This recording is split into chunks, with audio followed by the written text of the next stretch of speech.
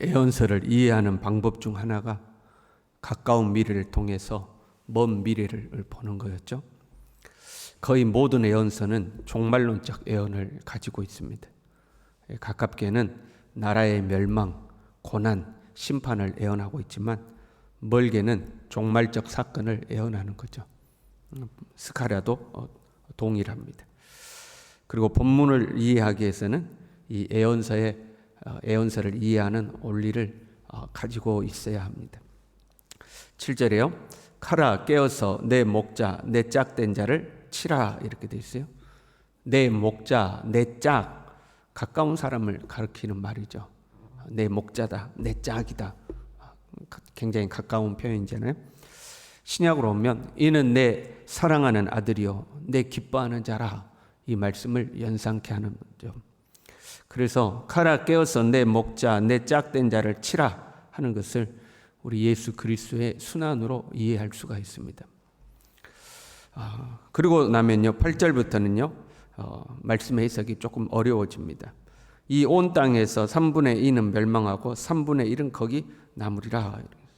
3분의 2가 멸망당하고 3분의 1만 남는다.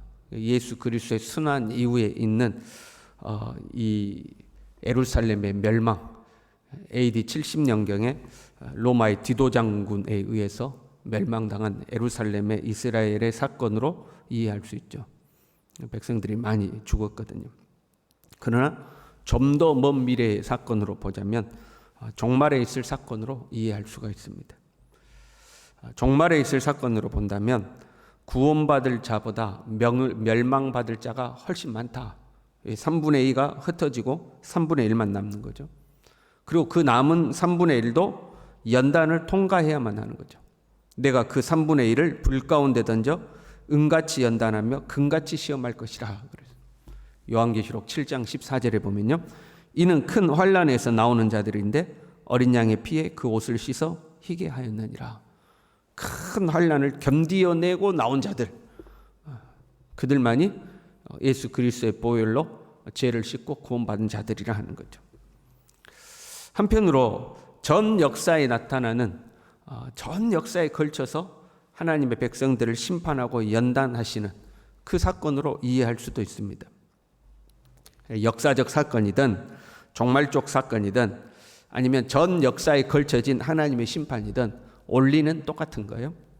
어떻게 해요? 하나님은 하나님의 백성들을 심판할 때 목자를 먼저 친다 하는 거죠. 내 목자, 내 짝된 자를 치라. 하나님이 치도록 하신 거예요. 하나님은 보호하고 싶은데 뭐 사단이 쳤다거나 그런 게 아니고 하나님이 허락하시는 거죠. 가라 깨어서 내 목자 내 짝된 자를 치라. 하나님이 명령하신 거죠.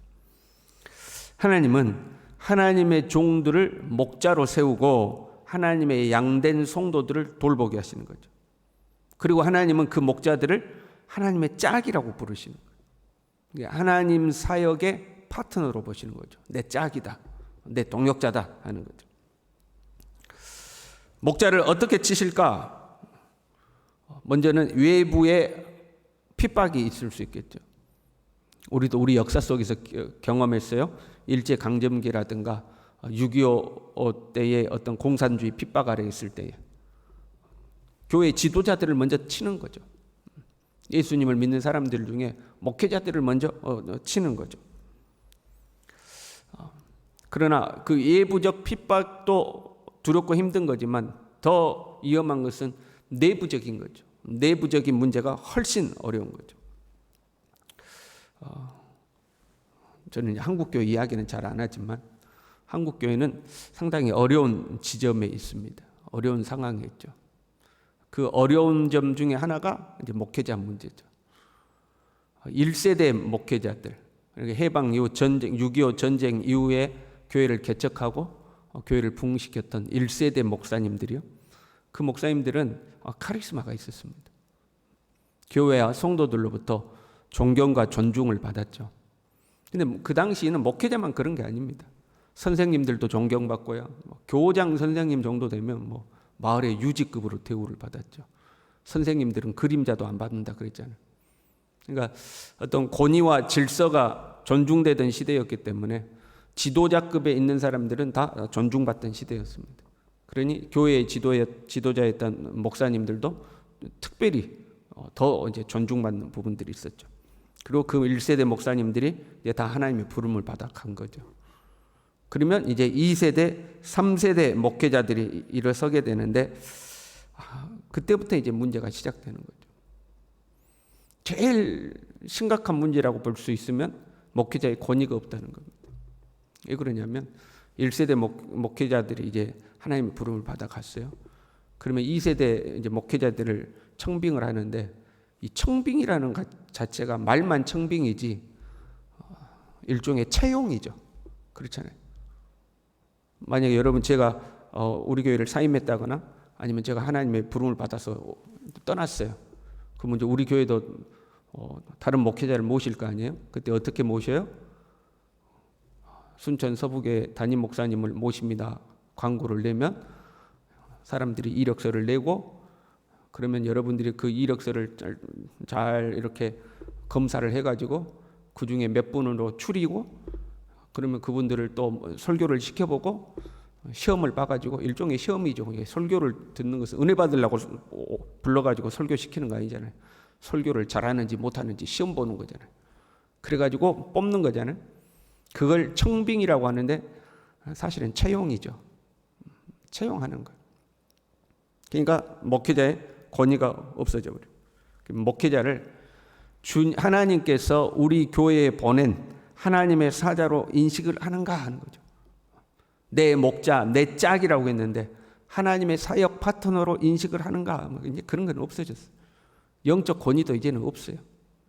일종의 교회는 있고 하나님 앞에 예배도 드려야 되고 교회 행정적인 문제도 있어야 되고 성도들은 다 흩어져서 각자의 삶이 있으니까 교회의 일을 해야 될 그런 일꾼이 필요한 거죠. 예배도 인도해 줘야 되고 설교도 해 줘야 되고 하는, 제가 좀 과격하게 표현하는 거지만 이제 시대가 그렇게 가고 있으니까.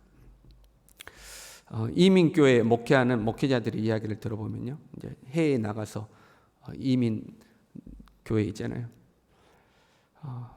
자기 교회 성도가 한국에 나갔다가 이제 귀국하잖아요. 공항에 마중을 나가야 된대요.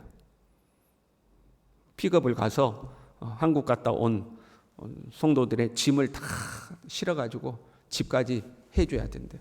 그걸 당연하게 생각한대요. 왜? 우리가 낸 헌금으로 당신 월급 받고 살지 않냐? 이런 개념. 그런 서비스를 잘 안 해주면 목회자 바꾸는 거죠. 그러니까 완전히 어떤 영적 권위를 가지고 하나님의 말씀을 우리에게 가르치는 사람이 아니라 우리에게 서비스를 제공하는 사람. 이제 시대가 그렇게 되는 거죠. 물론 목회자들, 당사자도 문제가 많죠. 지금 시대의 목회자들, 저를 비롯해서 지금 시대의 목회자들, 또 저희 다음 세대의 목회자들 보면 저래가지고 목회할 수 있을까 싶을 때가 많아요. 스스로를 일종의 직업인처럼 생각하는 거죠. 그러니까 내 근무 시간이 정해져 있는 거예요. 난 딱 근무 시간에 내 근무하고 그 외에는 안 하는 거예요. 성도들도 문제고 목회자들도 문제고 목회자 문제가 심각해지고 있는 거죠. 목회자를 치면 고난받는 것은 양들입니다. 흩어진다고 해요. 3분의 2는 흩어진다. 3분의 2가 멸망한다는 거예요. 가장 쉬운 예로 교회에 목회자와 관련된 문제가 생겼어요. 목회자의 비리가 있다거나 아니면 목회자와 다른 성도 간에 갈등이 생겨서 교회가 분쟁이 일어났다거나 그러면 상처받고 흩어지는 사람들은 성도들이요. 내 교회 내가 안 다닐란다. 이렇게. 뭔 교회가 저런다냐? 안 다닐란다. 하고 이제 흩어지는 거죠. 하나님은 질서의 하나님이죠. 교회의 질서가 무너지고 혼란스러워지면 여러분 성도들의 삶의 복이 없어집니다. 그러니까 하나님이 성도들을 왜 복 주셔요? 하나님의 나라를 위해서 축복하시는 거거든요. 네 혼자 세상에서 잘 먹고 즐기고 화려하게 살아라. 그래가지고 온 복은 하나님이 주신 복 아닙니다. 음녀 바벨론이 준 복이죠. 하나님은 하나님의 나라를 위해서 하나님의 백성들을 축복하시는 거예요. 근데 교회의 질서가 무너지고 혼란스러워지고 그러면 하나님의 복도 없어지는 거거든요. 서로 외부의 고난이 오더라도 외부에서 핍박과 환난이 6.25 시대처럼 일제 시대처럼 그런 핍박이 와요. 그래도 그 고난을 이기고 시험을 이겨낼 수 있는 것은 하나님의 말씀으로 중심을 딱 잡는 목회자가 있어야 돼요. 그렇잖아요. 이건 하나님의 뜻이다 아니다 분명해야 되는 거죠. 근데 종말에 이 참된 목회자가 없으면 성도들이 뿔뿔이 흩어지게 돼 있어요. 여기서 흩어진다는 것은 교회를 떠난다는 의미도 있지만 교회 안에 있지만 하나님의 말씀에서 떠난 거죠. 교회는 나와요. 근데 목회자가 흐지부지해. 하나님의 말씀에서 어긋난 데도 아우 그것도 괜찮습니다. 예, 그것도 좋지요. 그러면 자기들은 교회 다니고 신앙생활 한다고 하는데 전혀 하나님의 말씀에서 떠나 있는 거죠. 그래서 양들이 정말로 밖으로 떠나서 흩어지든지 아니면 신앙의 정도에서 흩어지든지 흩어진다 하는 거예요. 이 남은 3분의 1은 불 가운데 던져 연단하여 시험한다 그랬어요. 이 말씀은 은을 연단하듯이 연단할 것이요 금을 검사하는 것처럼 검사한다 그런 말이에요. 그러니까 철저히 연단하고 철저히 검사한다는 거예요. 남은 3분의 1도 너희들이 참 신앙이 맞냐 하고 철저히 검사하는 거예요. 고린도전서 3장 13절에요. 불이 각 사람의 공적이 어떠한 것을 시험할 것임이라 그랬어요. 불로 태워서 시험하는 거예요. 네 진짜 맞냐 하는 거죠. 네 진짜 맞냐. 그 종말의 연단은 어떤 것으로 주어질까? 성경에는 두 가지 방향으로 기록되어 있어요. 철저한 고난이죠. 첫 번째는 철저한 고난이죠. 예수 믿는 것 때문에 핍박이 찾아올 것이다. 고난이 찾아올 것이다. 예수 믿는 것 때문에 네 재산을 잃을 수도 있고 예수 믿는 것 때문에 경제생활이 안 될 수도 있고 심지어는 네 목숨까지도 빼앗기는 일이 생길 것이다. 철저한 고난이 찾아옵니다. 너에게 어떤 문제가 찾아왔다. 네가 세상과 손잡이면 금방 해결할 수 있는데 하나님의 방법대로 하려고 하면 정말 고난이 많을 것이다. 그래도 네가 믿음으로 사느냐. 철저한 고난으로 우리의 믿음을 테스트하죠. 그러나 또 하나의 방향은 그냥 평범한 일상입니다. 말씀대로 안 살아도 얼마든지 잘 사는 거예요. 그래서 예수님이 오실 때는 노아의 때와 같을 것이다 그랬어요. 내일 비가 오는데도 오늘까지 먹고 마시고 시집가고 장가가고 평화롭게 잘 산다고 그랬어요. 그러니까 말씀을 떠나 사는 잘 살아요. 더 행복해요. 더 풍요로워요. 그것도 여러분 연단인 거예요. 나는 말씀으로 사는데 이렇게 힘든데 저 사람은 말씀대로 안 살아도 엄청 잘 살아. 얼마나 큰 시험이요 핍박입니까? 나도 저렇게 살고 싶은 유혹이 나도 말씀 떠나 살고 싶은 유혹이 막 우리를 유혹하는 거죠. 야, 너 꼭 그렇게 신앙생활 안 해도 돼. 요즘은 그렇게 신앙생활하는 시대 아니야. 봐봐. 나 봐봐. 얼마든지 잘 살잖아. 좀 편하게. 그런 시대가 오는 거죠. 우리는 이미 연단받고 시험받고 있는 중에 있어요. 왜냐하면 우리는 지금 종말의 시대를 살고 있거든요. 종말이란 어느 한 때를 말하는 게 아니고 기간을 말하는 거거든요. 예수님의 초림으로 종말은 시작됐다고 보면 신학적으로는. 우리는 종말의 시대를 살고 있는 거예요. 그 종말의 시대의 끝을 향해 이제 가고 있는 거죠. 하나님은 목자를 치신다고 그랬어요. 우리 한국교회도요, 앞으로요, 목회자 수급에 문제가 생길 겁니다. 여러분이 어려서 신앙생활 할 때는 진짜 목회자가 없었거든요. 그렇지 않습니까? 여러분, 세례 받으려면 딴 교회 목사님 불러다 세례 받고, 목회자 한 사람이 지역에 막 2개, 3개 교회를 섬겼거든요. 근데 지금은 목회자가 막 너무 많잖아요. 근데 앞으로는 목회자가 또 과거처럼 없는 시대가 올 겁니다. 왜냐하면 지금 신학교가 텅텅 비거든요. 누가 신학교에 오지를 않아요. 신학교에 가면 다 나이 든 사람만 있어요. 나이 든 사람. 40대, 50대 이런 사람들이 신학을 하고 있고 20대의 젊은 사람들이 없어요. 그럼 앞으로 시간이 지나면 그들이 이제 목사가 될 거 아니에요? 그러면 이제 목회자가 없는 거예요. 지금도 그렇잖아요. 교회 학교를 담당할 젊은 목회자들을 여러분 교육 전도사 부르는 것이 하늘의 별 따기예요. 큰 교회들도 교육 전도사를 못 찾아요. 그 신학교에 젊은 신학생들도 없을 뿐더러 젊은 신학생들이 목숨 걸고 목회하냐 그게 아니에요. 교회 사역 힘드니까 안 한다. 힘드니까 그냥 카페 가서 아르바이트 하지 교회에서 사역 안 한다는 거예요. 예, 여러분 카페는 아르바이트 하면 시간이 딱 정해졌잖아요. 시간당 얼마 해가지고 해야 될 일도 딱 정해졌잖아요. 교회 사역은요, 자기는 파트인데 수요일도 나오라고 그러고 막 교회 부흥회 있으면 부흥회도 나오라고 그러고 안 간다는 거예요. 이 목회자 수급에 문제가 생겨요.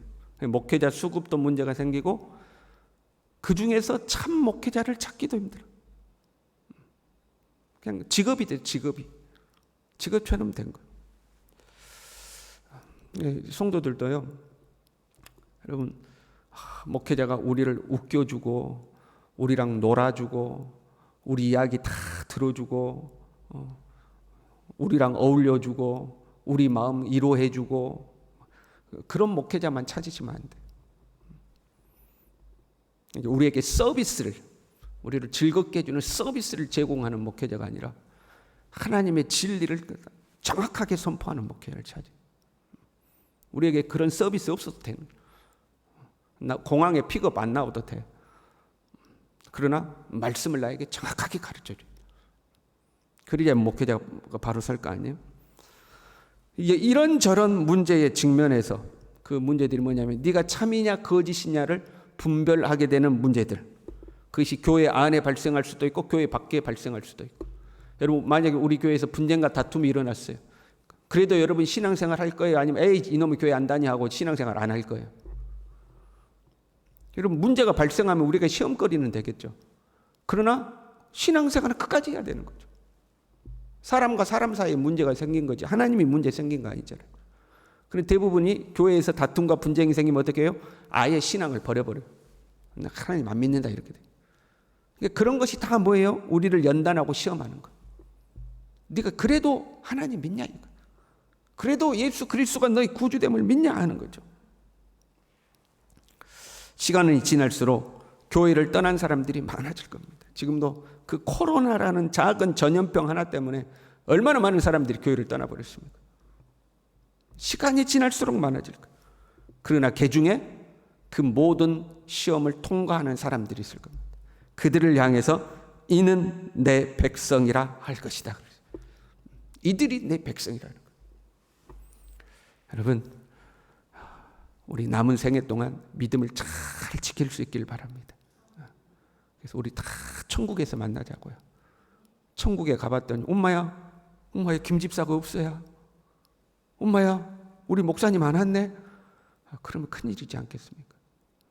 우리에게 시험거리도 많고 어려움도 많고 교회 밖에서 시험거리 있지만 교회 안에도 시험거리 있는 거. 그래도 끝까지 예수님 잘 믿어서 주님 나라에서 다 영광의 면류관 쓰고 만날 수 있기를 바랍니다. 기도하겠습니다.